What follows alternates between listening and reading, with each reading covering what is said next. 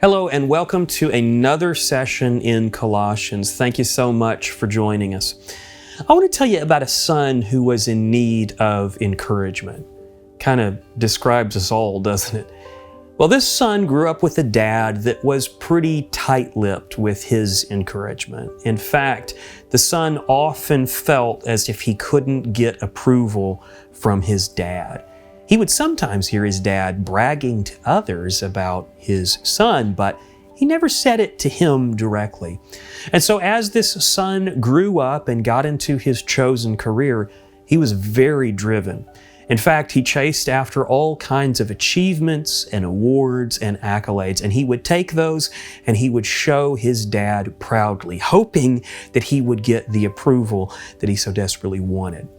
Now, when this son got to be about 40 or 45, his dad's health failed, and his father actually passed away. And the son suddenly realized that his motivation to achieve in his career just evaporated. And he began to ask himself, why is it that I no longer care nearly as much about my career and achieving all of the things that I used to care about? It took him a while, about 6 months, to sort it out, but he realized that he had been seeking approval from his father so heartily that that was what drove him to achieve in his career. I think this story illustrates how important parental relationships are. In fact, the relationship of a parent to a child is the most formative in our lives. And so, fortunately, the Bible has some things to say about how parents and children ought to interact. Let's take a look at this verse from Paul. Children, obey your parents in all things, for this is well-pleasing to the Lord. Now, this is pretty straightforward, right? I mean, if you're a child, you need to obey. And why? So that it pleases your parents? Well, it might please your parents, but you need to obey because it pleases the Lord. That is the motivation. And when we please the Lord, there is reward. So if you're a child, especially a young child, it is pretty simple. You need to be obedient. That's what makes God happy. Now, if you're an adult, like me, you might have this question. When do I get to stop obeying my parents? I mean, that's kind of what we're all wondering, right? I mean, do we have to just continue to obey our parents for the rest of our lives? Well, I know that there are a lot of people that try to make loopholes in this verse, but I'm here to tell you there's not really a clear loophole. In fact, the word that Paul uses for children can mean children of young age, or it can mean children of any age. And so he doesn't give a loophole to this verse. He just simply says children ought to obey because it pleases the Lord. Now, it is true, however, that a parent's role in their child's life does diminish over time. Their influence shrinks as things in their life change. I'll give you an example of that from Scripture. This is Matthew 19:5, where Jesus says, "For this reason a man will leave his father and mother and be united to his wife, and the two will become one flesh."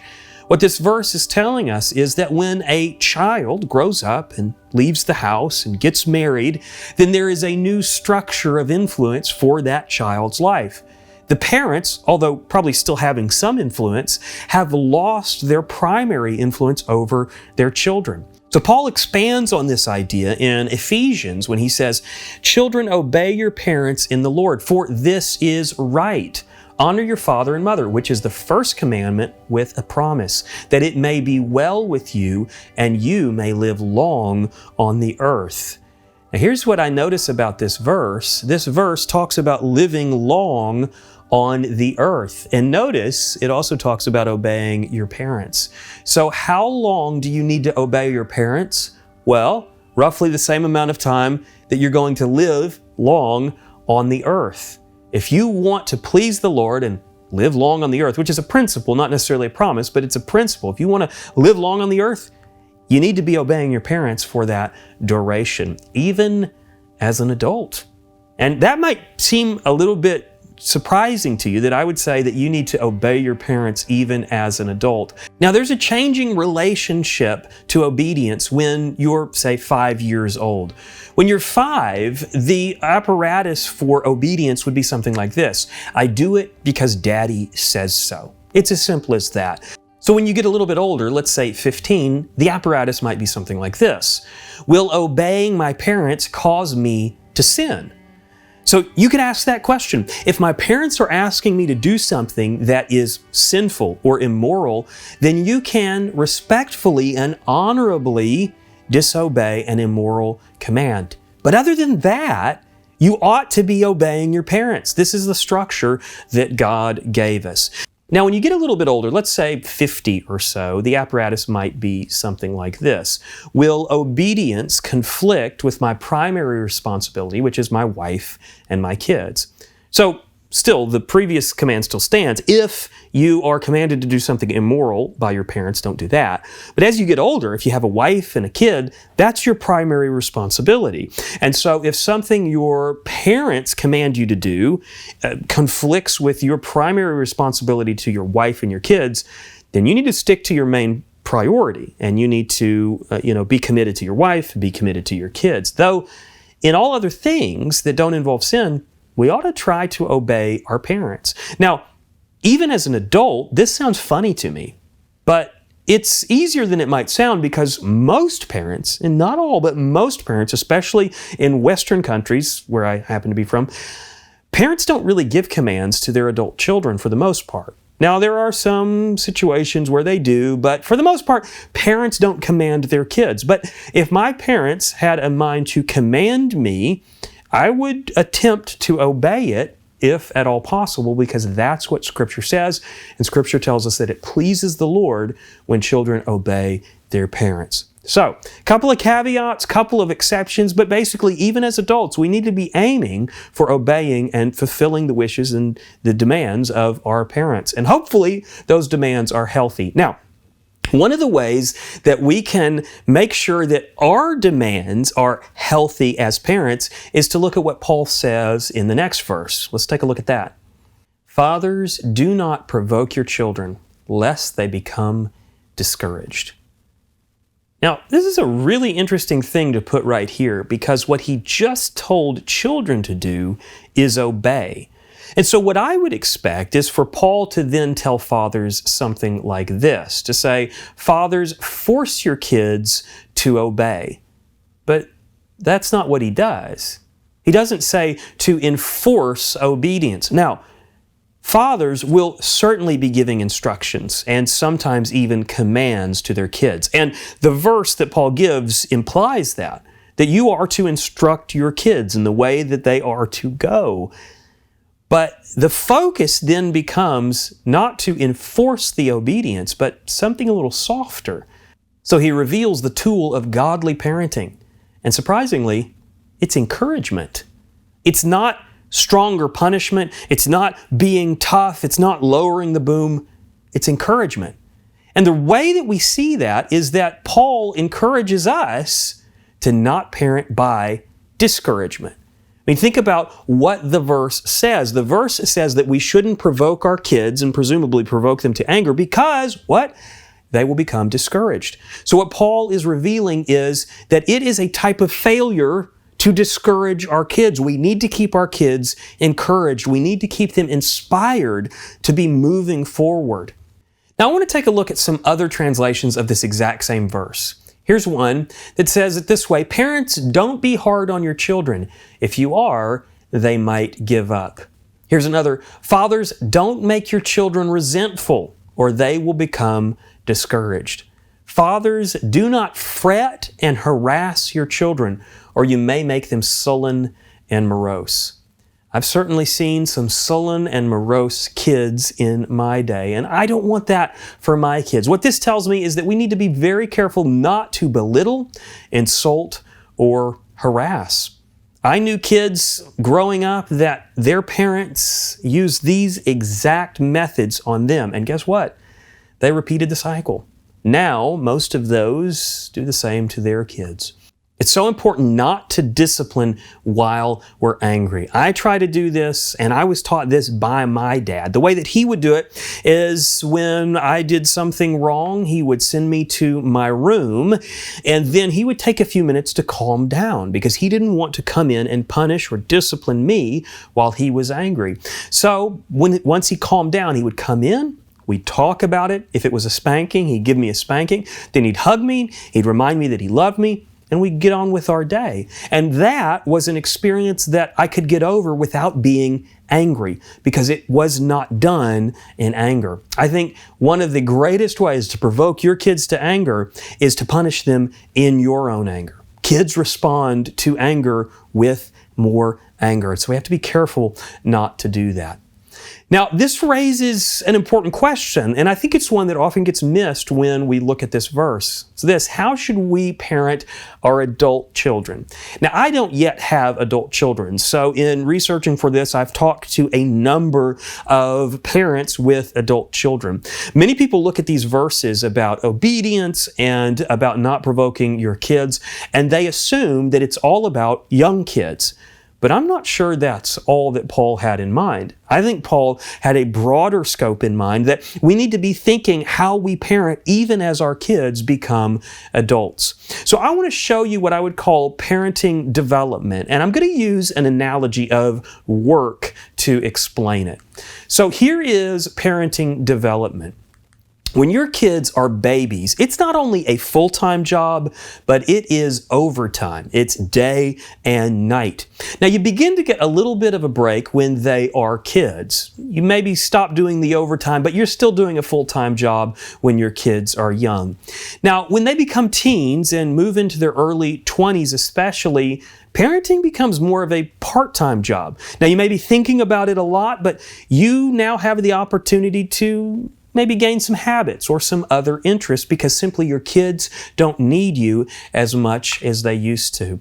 And then the most healthy and possibly difficult move for parents is when their kids become complete adults. And when their children reach adulthood, those parents of those adult children now become consultants. Now, hopefully they're more than a consultant. Hopefully they're a good friend. And in fact, my parents are some of my best friends. But they're little more than consultants in terms of advice. When I need advice, because we have a good relationship, I will approach my parents and my in-laws to seek out good advice. I consult with them. This is a healthy model for parental development. Now, this is not what all parents do. And in fact, here is an upside-down model of parental development. For some parents, what happens is they are basically consultants when their kids are young. They let the kids do whatever they want. And most of the time, they pass this parental style under this phrase, "Oh, it's so cute." But it won't be cute when they get older. Then once they are early teens, these parents become part-time parents because they begin to see some problems and they have to be a little bit more involved. Now, this light hand does result in some greater problems as the kids grow. And when those kids become teens and begin to transition into their early 20s, the parents begin to panic. And they begin to panic because the bad habits that these kids have developed now begin to bloom into some really big consequences. And those consequences begin to affect the parents, and they begin to affect all parts of life. And so those parents go into full-time parenting mode, but in some ways, it's becoming too late to be a full-time parent. And then when the child hits early adulthood, some parents can't resist the urge to become overtime parents, giving unsolicited advice and trying to be way too involved. And that creates lots of problems when the next phase of life happens, when those adult children get married and have kids. And guess what happens? Those parents get fired. They're not consultants, they're not overtime, they're not full-time. They have to be distanced from their adult children because they can't resist the urge to try to micromanage. So this is a bad model for parenting development, but it's tempting.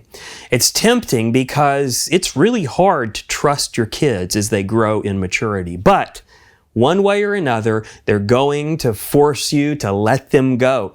And so it's good to do it gradually as they mature. We need to be giving our children more and more trust and more freedom as time goes on. That's a great way to do what this verse says. Let me remind you, fathers, do not provoke your children, lest they become discouraged. When you give your kids more and more freedom, when they demonstrate maturity, that is a great way to not provoke them and to keep them encouraged. So how do we influence our adult children toward a godly lifestyle? Well, the way that I see it, there are basically two main approaches to doing this. The first is to have astronomical expectations. We'll talk about that in a second. The next approach is to have incremental encouragement, and we will discuss that in a moment as well. Let's talk about astronomical expectations first. Let me paint this hypothetical situation. You have a child who is grown now and has decidedly lived in a very different way than you have. This child of yours parties constantly. They spend their money in reckless ways. They don't have a job. In fact, they're drowning in debt. They don't go to church. In fact, you're not even sure if they believe anymore, and you're a little scared to ask. They live with a significant other, but they're not married to that loved one. Now, understandably, you might be disappointed in your child, which is why you might be tempted to say, change everything right away. That's an example of astronomical expectations. I mean, imagine if you came to the door of your grown child with all of these problems and listed them out and say, you need to change all of this, how would they feel?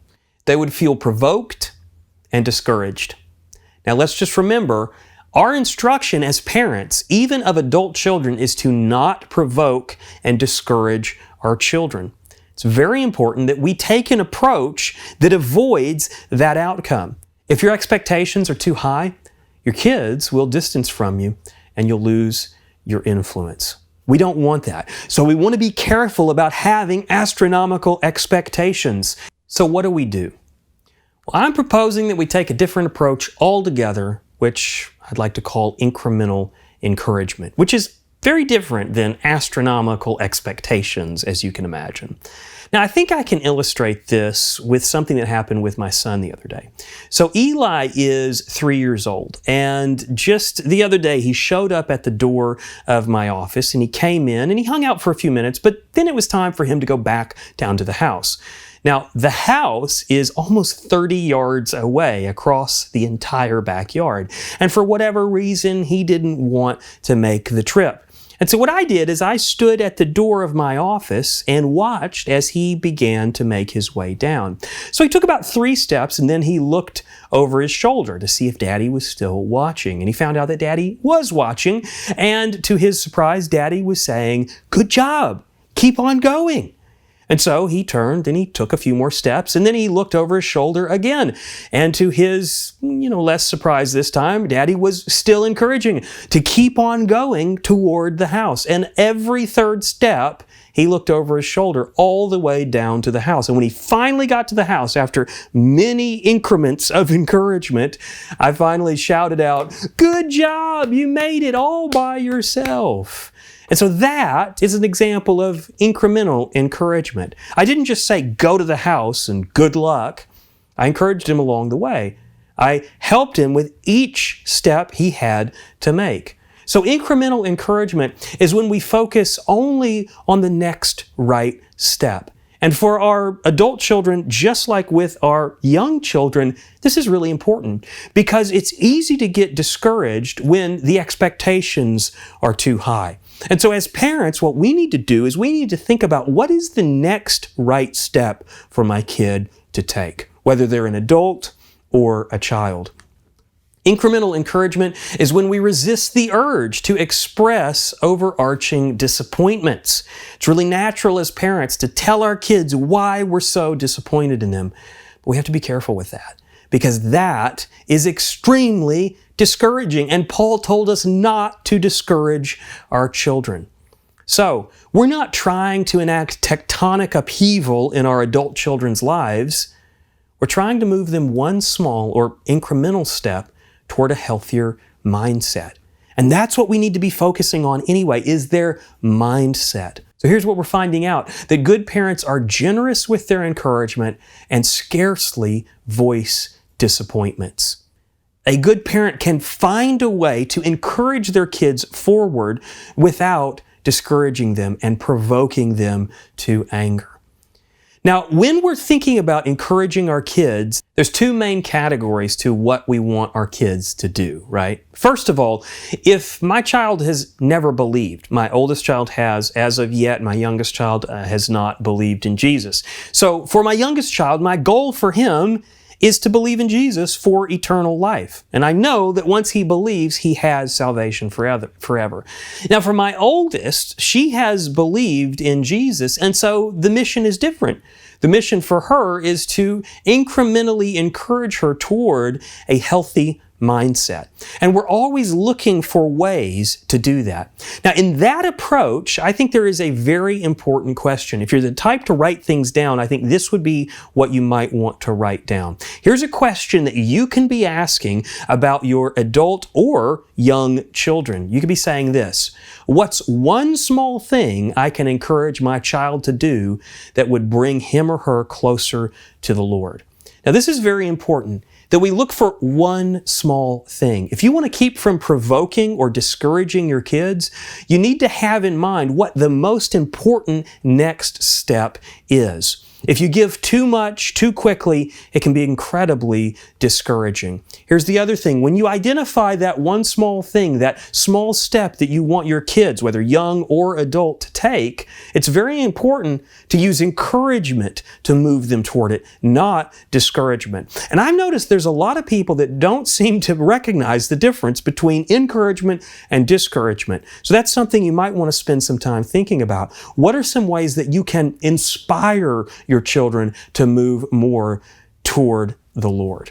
Now, Paul gives us the overarching motivation for all of this, and we looked at it in the last session. We're going to look at it again. Here's what Paul says toward the end of this section: "And whatever you do, do it heartily as to the Lord and not to men, knowing that from the Lord you will receive the reward of the inheritance, for you serve the Lord Christ. But he who does wrong will be repaid for what he has done, and there is no partiality."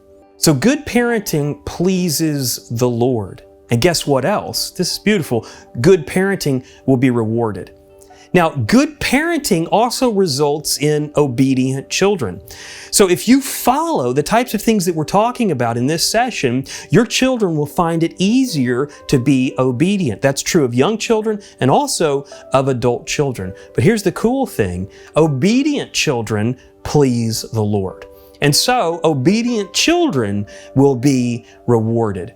That means that good parenting results in reward. Not only are you going to be rewarded for being a good Christian parent, but if your kids are believers as well, you will be leading them into more reward when you help them become a child who is more obedient by not provoking them and encouraging them. So here's bottom line number one: be obedient children and you'll be rewarded. Now, if you're parents, here's your bottom line: be good parents and you'll be rewarded. Well, thank you so much for joining us for this session in Colossians. I look forward to being with you in the next session.